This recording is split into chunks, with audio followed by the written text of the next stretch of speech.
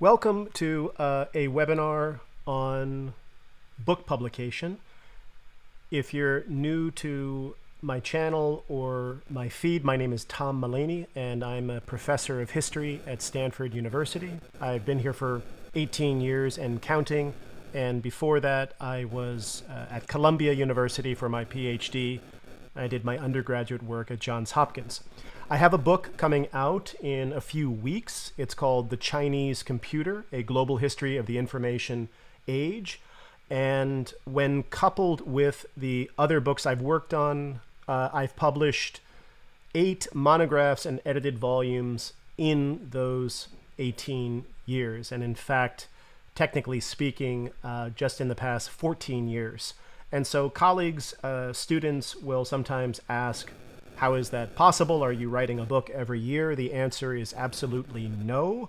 I want to walk you through what the sort of behind the scenes timelines of these books actually are, so you can kind of understand, and so you can perhaps not do or not follow in the path that I have set for myself. I don't necessarily recommend what I am outlining here, and I hope you'll stay to the end of this impromptu screencast and video to see why. So first, a little bit about the diagram you're seeing here. Effectively, I've taken the last 8 books or edited volumes, major edited volumes I've been a part of, and organized them in chronological order, the way you would see on my CV, from earliest to most recent publications, and then this final title that is in press, How We Disappear. And so let's take ethnic classification. This is my first book based on my dissertation at Columbia University. It's called Coming to Terms with the Nation, Ethnic Classification in Modern China. I released it on UC Press, University of California Press, in 2010. And so the end of every one of these bars is the publication date of the title. So for example, Critical Han, that's an edited volume that I worked on. Critical Han Studies came out also on UC Press. That was released in 2012. And so what you can see is that on a CV, it would seem as if I'm just cranking out either monographs, co-authored works like my work with Christopher Wray, Where Research Begins, practically every year or every other year. But the subterranean timeline looks a lot more jagged and more human, let's say. And so I want to walk through this process to talk about how long these books actually took and the core principle, I suppose, of this discussion, which is the idea of working on more than one project at a time. What is it like? What does it feel like? Do I recommend it? Is it productive, counterproductive? Is it good for your mental health? All of the above. The first thing you'll see is that the project start and end dates are incredibly varied and unexpected. And I'll start at the top and bottom of this diagram here. We have 3 titles here. The Ethnic Classification Project, where Coming to Terms with the Nation. You have Where Research Begins, choosing a research project that matters to you and the world, which came out on the University of Chicago Press in 2022. I wrote it with my great friend and colleague Christopher Wray at UBC. And then a book called How We Disappear, which is under contract with Norton. And as you'll see, all of those began actually before 2006. So I decided just to show you the dates of me at Stanford University as a professor, starting as assistant professor, then associate, then now full. But in fact, my ethnic classification book was based on my dissertation. So really that timeline should date all the way back to, say, the year 2001, really the second semester of my first year at Columbia. Where Research Begins dates all the way back to about 2003 or 04 with a course that I co-taught with Chris Wray. That was the origin point of that book. And How We Disappear dates all the way back to roughly 2003 or 04, when the problem of entropy and disintegration and ruin and collapse, for some reason, really forced itself on my mind and has been with me, as you can see, for over 20 years. So a book that came out, let's take Where Research Begins. That book came out in 2022, but by that point, Chris and I were working on it as a monograph. It's a duograph, I suppose. It's not an edited volume, though. We had been working on it in secret for 20 years. 20 years. So it came out 1 year after Your Computer is on Fire, which in turn came out just 1 or 2 years after my edited volume. Sorry, 1 year. 2 years after this edited volume, The Chinese Deathscape. So someone who just doesn't know me, isn't familiar with me, isn't my colleague, might think that these things are just pouring out of my mind, when in fact it takes me an incredibly long time to sort of figure out what I think is right and think is going on in the writing and editing process. If my editor is watching and saying, "Why aren't you working on How We Disappear?" Don't worry, I spent 2 hours last night. This morning I am working on it. This is sort of my relief from the editing process. Some people clean their rooms or tidy their bathroom with like Clorox bleach and an old toothbrush in order to ease their minds. I make videos about academia and navigating it. The other thing, the second thing I would point out is that if you were to take a cross-section of any of these 8 projects over time, you will see very clearly that there are multiple projects going on at the same time. So let's just take the year 2015. Let's see. So I started at Stanford in the year 2006. I was 27 years old. 6 years later, I received tenure. So in 2012, I changed over from assistant professor to full professor. 6 years later, at the age of 40, I was promoted to full professor. So we could take those as benchmarks. Look at the year 2012. Critical Han Studies was done and out the door, so to speak. But Chinese Typewriter, Chinese Deathscape, Your Computer is on Fire, Where Research Begins, Chinese Computer, and How We Disappear, that one wasn't under contract at that point, but was very much a part of my life, were all going on at the same time. And this is why I hope you'll stick around to the end where I talk about the mental health of this sort of model and why I do not necessarily recommend it as a course to be taken. So the second thing is there are multiple things going on at the same time. Now, this can be a great relief or a great stress. I'll talk about the relief first. The relieving part is that I am a procrastinator and I am a contrarian person. If anyone knows me, they'll say, yeah, I knew that. I really don't like, and I sort of buck up against authority. I'm sort of that little angsty teenager from time to time. And whatever I'm supposed to be doing, I would rather be doing something else. Even if it's me as the one who is assigning myself what I need to do at that time. When you have multiple projects, one of the strange benefits is that you can always be sort of being contrarian or cheating on one project by working on another. So when I was not working on Chinese Typewriter, say in the year 2012, it's not as if I was in my robe watching 10 hours of Netflix, if that existed at the time. I was probably relieving myself, that sounded bad, like giving myself some sense of relief from that project by working on Where Research Begins, or another project in here. So it's a kind of weird circuitry of procrastination that can be beneficial when you have more than one project at a time. You're kind of always moving the ball down the field on a project, even if you should be, in theory, working on a different one at that particular moment. And that's one of the inadvertent sort of secrets of, I know, my own publishing success, is that circuitry of procrastination. At any given moment, except when I'm teaching class, perhaps, or in a meeting, I am sort of always doing the opposite thing I should be doing. So if that's one thing that having multiple projects enables in ways that working on one project at a time doesn't. Now, in terms of stressors and anxieties, just looking at this diagram should make some of you anxious, especially that diagram plus the sound of my anxious voice.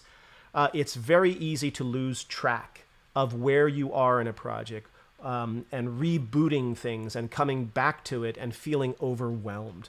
So I will fully admit that periodically, and my family and my friends will know this, there is at least 2 bankruptcies that I declare, 3 bankruptcies I will declare in a given year, and by which I mean not not a fit of depression or giving up, but where I feel the need to get out very large pieces of paper and try to remember everything that I have going on, because there's this constant fear that I'm doing so many things that I'm just naturally forgetting about not just small things, but entirely big things like, oh yeah, I own a ship in the Pacific. I forgot about that. Or I don't know why that metaphor came to mind. I don't own a ship in the Pacific. I don't even know what that would signify.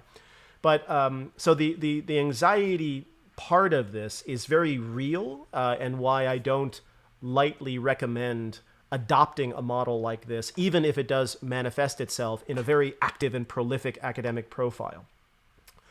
The other thing that you'll notice here is that some of these projects have the same starting point, notably the Chinese typewriter and the Chinese computer. So both of those projects began as an assistant professor for me at Stanford because they used to be one book. But somewhere around 2011, 2012, after doing a ton of work, I think by that point I had worked in over 50 archives in over a dozen countries. I inadvertently amassed the world's largest collection on modern Chinese information technology. I have since donated that to Stanford. But there came a moment when I realized that if this really was going to be one mega book about the history of Chinese information technology from the 19th century to the present, it was either going to be a 2,000-page book that no one wanted, a book, don't write a book that the world isn't really, the answer to the question no one asked, or I was going to end up having to compress all of the later chapters in a way that felt really insufficient and like I was doing injustice, especially all of my chapters on the history of Chinese computing in the post-World War II period. So it was around 2011, I can't quite remember. I wrote to my publishers who were agreeing to review the manuscript.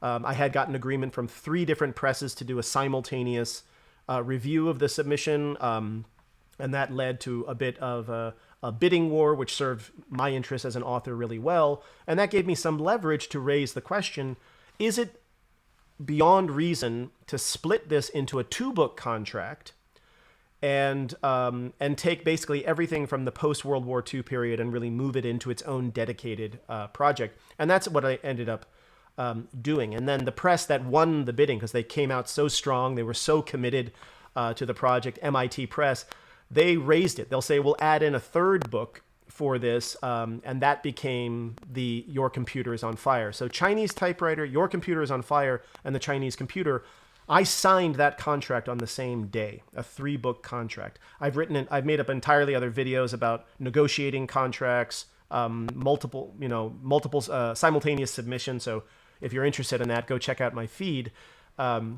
But that's something where what used to be 1 book then became effectively 3. Now, Your Computer is on Fire, if you've ever seen it, is an edited volume with Ben Peters, Kavita Phillip, and Mar Hicks, with some amazing contributions from a number of scholars.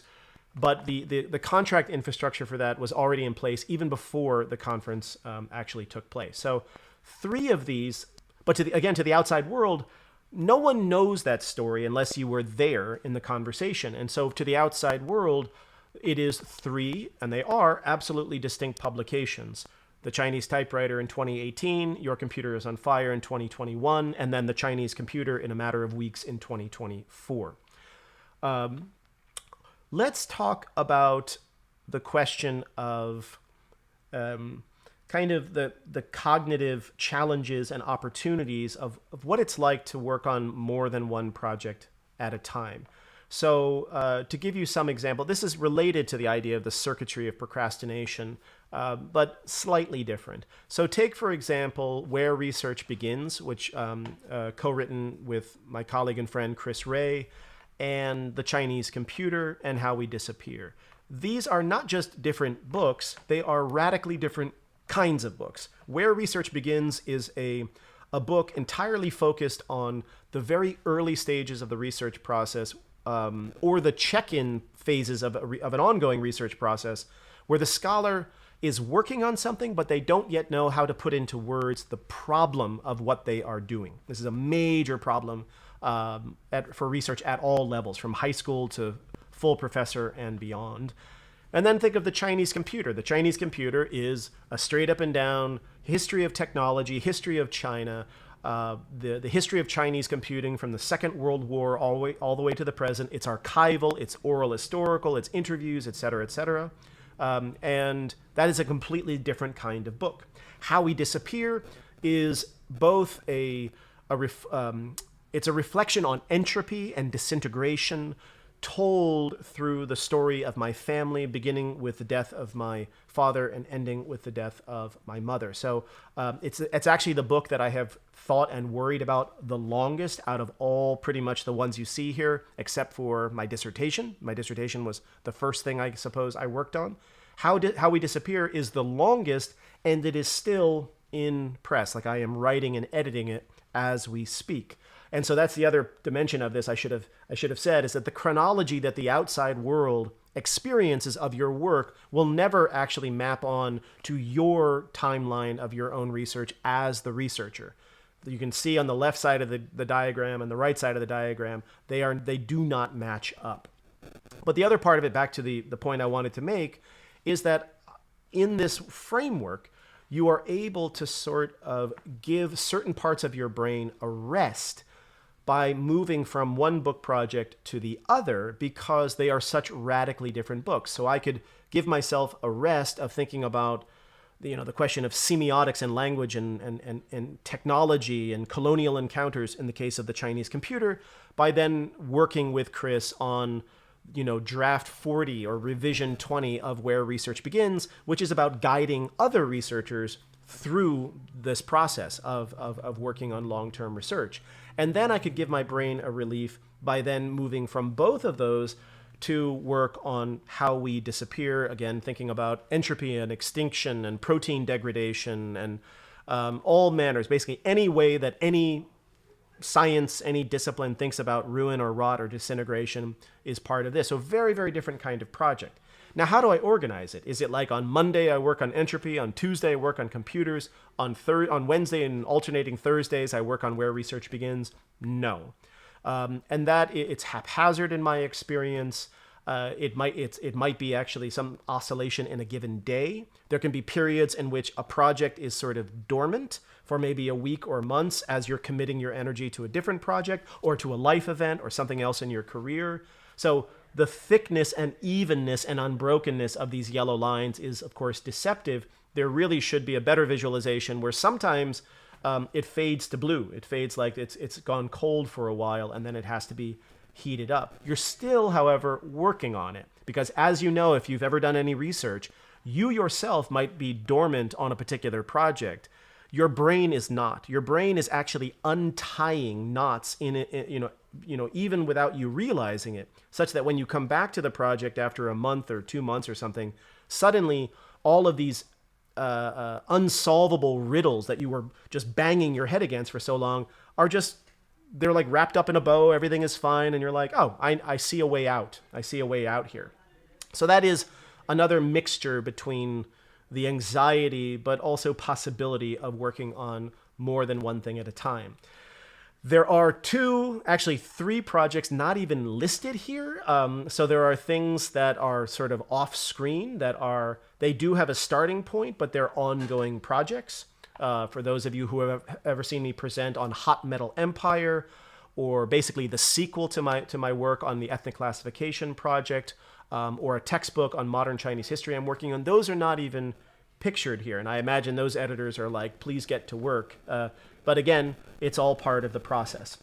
That brings me to one other point, and then the conclusion: do I recommend this way of approaching, your writing career? And that is that there are two very different kind of audiences at play here. Three, if you count yourself, and you really should. So 3 audiences. One is just the general public, let's say, the person who comes across your faculty page, your department page, or if you're a researcher in a different discipline, your LinkedIn page, and they see dynamism and a prolific person and just, bang, bang, bang, bang, bang, amazing work. They might imagine that you are a publisher's best friend, an editor's best friend. Like, what a dream to work with a person who can write with, a book a year, a book every 2 years. They must be able to just get it done. In fact, as happens in all editorial author relationships, there are projects that took a really long time. So Chinese computer and Chinese typewriter used to be one book, and then they became two books. And what that means is something that started out in, say, the year 2008, yes, reached a relatively reasonable conclusion in 2018 with the publication of Typewriter, but the Chinese computer is coming out in 2024. And so all told, that process took 16 years in totality. The great thing is that editors are like elephants. They have very long, expansive senses of time and memory, and so they're not urgent, anxious people. If you were, you would never make it anywhere, it seems to me, in that business. But authors are frustrating. When are you getting it to me? When is this going to happen? When is this going to materialize? And so even a person that has what looks like a really bang prolific kind of discography, so to speak, can actually be quite frustrating to the editors or publishers that they work with. You never know. Now, I'm not to say everyone has this, but I know for myself, I owe people things. I'm aware of it, but I also know that I do get things done. It just sometimes takes me time to think through what I want to commit to ink and paper. And then comes the question of oneself, and this is the final point that I want to make here, is do I recommend this mode of being? The short answer, there's a two-part answer. One is, in grad school, no. Absolutely not. As an assistant professor, no. Yes, some of these projects began in my time as assistant professor before I received tenure or submitted my tenure file in 2011. But as you'll notice, those projects were, or maybe you don't know, those projects were thematically related. They were part of my tenure file. I was not working heavily on How We Disappear when I had to submit my tenure file, because How We Disappeared never saw the light of day in my tenure file. People at Stanford, my colleagues, have no idea I'm working on this project. It would have been extremely confusing to have been a China scholar working on a non-China topic. That's really taboo to do that. And so you have to be pragmatic, especially as you're trying to establish a foundation of longevity and predictability in your career.